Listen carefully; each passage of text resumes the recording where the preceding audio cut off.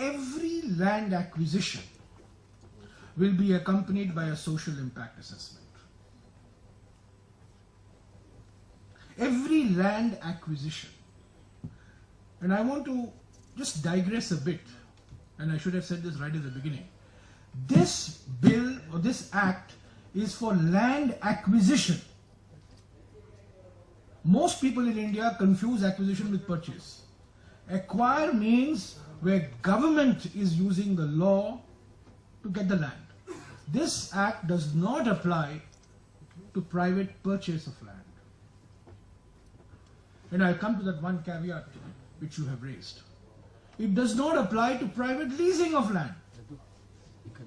It applies only to acquisition, which means the use of government authority, government power to get the land and use it for either for government or for private companies. Every case of land acquisition will be accompanied by a social impact assessment.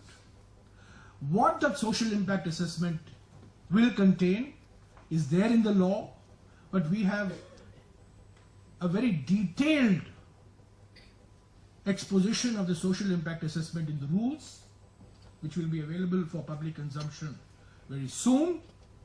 And you will see that the social impact assessment will answer most of the concerns that have been raised on the negative effects of land acquisition on landowners, landless, and so on and so forth.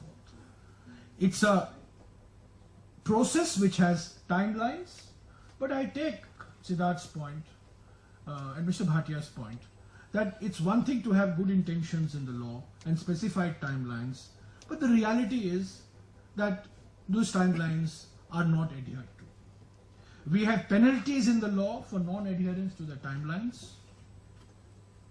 But I agree with this, that if the timelines are not adhered to, for whatever reason, land acquisition could get delayed. But if the timelines are adhered to, 36 months, you can acquire the land.